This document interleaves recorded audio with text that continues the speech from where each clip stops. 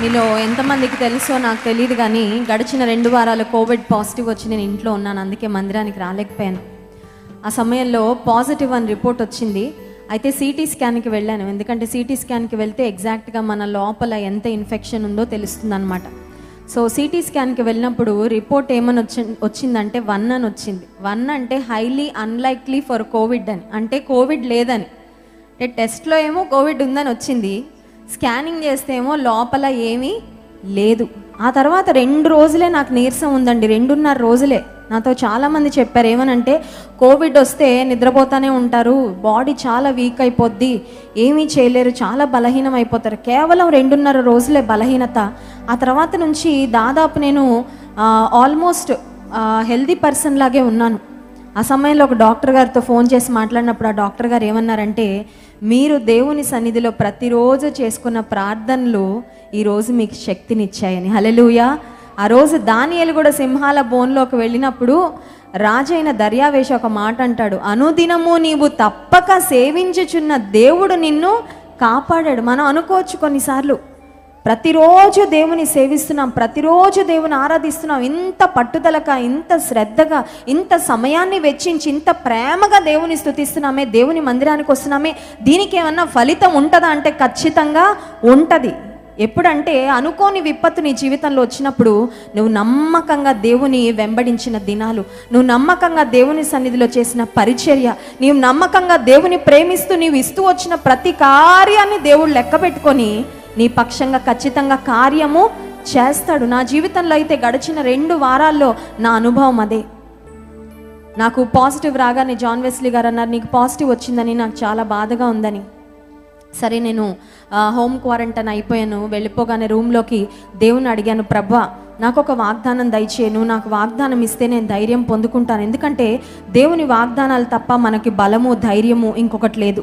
ఆ సమయంలో దేవా నాకు ఒక్క మాట ఇవ్వు, ఒక్క వాగ్దానం ఇవ్వు అని అడిగినప్పుడు దేవుని గ్రంథంలో ఉండి దేవుడు నాకు ఇచ్చిన వాగ్దానం ఏంటంటే, వారి యావత్ బాధలో ఆయన బాధ నొందెను. 63వ అధ్యాయం యెషయా గ్రంథము 9వ వచనము, వారి యావత్ బాధలో ఆయన బాధ నొందెను, ఆయన సన్నిధి దూత వారిని రక్షించెను. నా భర్త జాన్ వెస్లీ గారు నాకు కోవిడ్ వచ్చిందని బాధపడుతున్నారు, మా ఫ్యామిలీ మెంబర్స్ బాధపడుతున్నారు, పాస్టర్ గారు, పాస్టమ్మ గారు, మా పిల్లలు, మమ్మీ నిజంగా వచ్చిందని, కానీ మా పిల్లలు చాలా బాధపడ్డారు.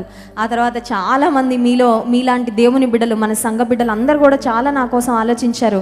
కానీ దేవుడు నాకు ఇచ్చిన మాట ఏంటంటే, నీ బాధలో నీతో పాటు నేను కూడా బాధపడుతున్నాను. I can feel your pain, I can feel your struggle. ఆ తర్వాత దేవుడు ఇచ్చిన వాగ్దానం ఏంటంటే, ఆయన సన్నిధి దూత వారిని రక్షించెను. ఆ తర్వాత పూర్వ దినములన్నిటను ఆయన వారిని ఎత్తుకొనుచు మోసుకొనుచు వచ్చాను. దేవుడు నన్ను మోస్తాడని వాగ్దానం చేశాడు. ఇంకా ఏసై నన్ను ఎత్తుకొని మోస్తే ఇంకా నాకెందుకు టెన్షన్.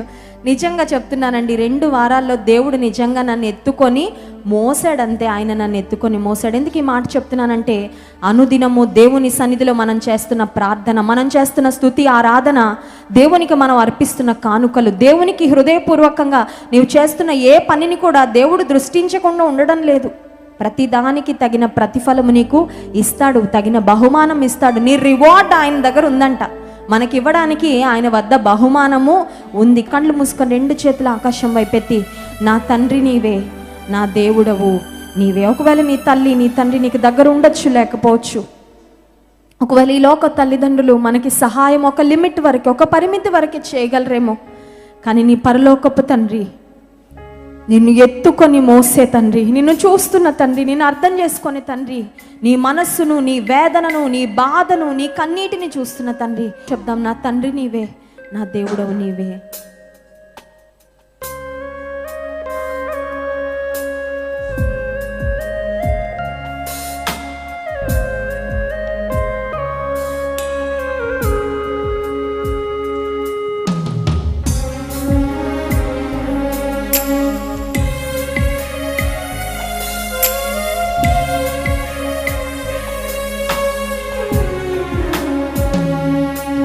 నా తండ్రి నీవే,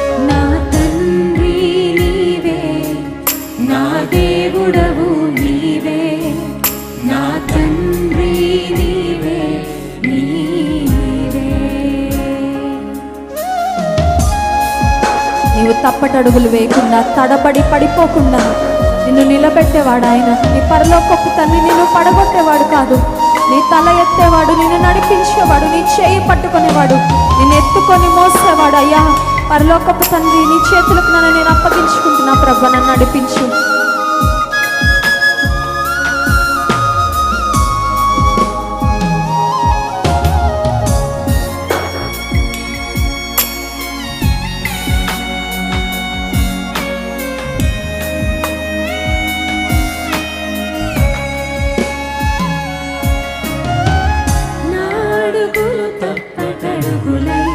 నడిచిన నా ప్రతి మార్గము సరిచేయు నా తండ్రి, నా అడుగులు తప్పటడుగులై నడిచిన నా ప్రతి మార్గము సరిచేయు నా తండ్రి. పగలు ఎండ దెబ్బ అయినను, రాత్రి వెన్నెల దెబ్బ అయినను, తగులకుండా కాచి నీ ప్రేమ. పగలు ఎండ దెబ్బ అయినను, రాత్రి వెన్నెల దెబ్బ అయినను, తగులకుండా కాచి నీ ప్రేమ. యేసయ్యా, ప్రతి ఒక్కరం రెండు చేతులెత్తి, యేసయ్యా, Lord, we call upon you, Jesus. Yesayya, Our Savior, we love you. యేసయ్యా, యేసయ్యా, యేసయ్యా, యేసయ్యా, యేసయ్యా. నా తండ్రి నీవే, నా దేవుడవు నీవే, నా తండ్రి నీవే, నీవే, నా తండ్రి నీవే, నా దేవుడవు నీవే, నా తండ్రి నీవే, నీవే. గాఢాంధకార లోయలో నడిచే మార్గంలో మన త్రోవను సరిచేసేవాడు, వెలుగుగా ఉండి నడిపించేవాడు ఆయన. ఏ కీడు నీకు రానివ్వడు, ఏ ఆపద నీకు రానివ్వడు.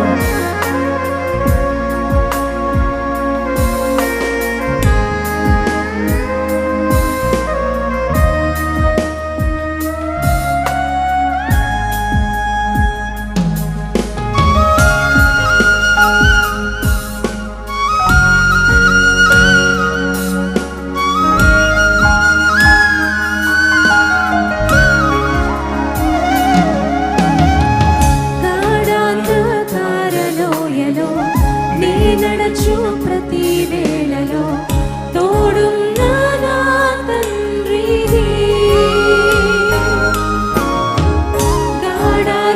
గాఢాంధకారలోయలో నీ నడచు ప్రతి వేళలో తోడున్న నా తండ్రివి. వెయ్యి మంది కుడి ఎడమకు కూలినా కూలును గాని చెదరకుండా నన్ను కాపాడు ప్రేమ.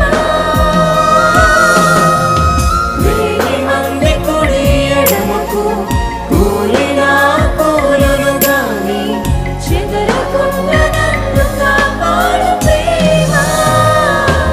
యేసయ్యా, యేసయ్యా, యేసయ్యా,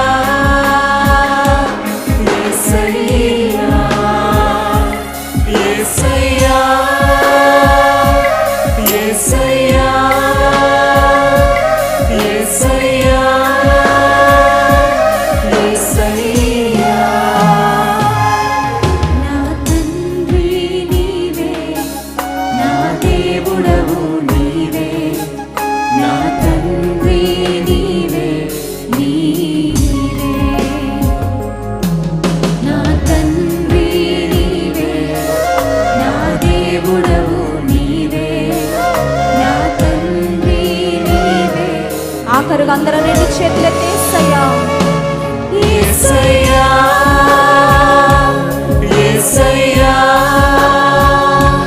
యేసయ్యా, యేసయ్యా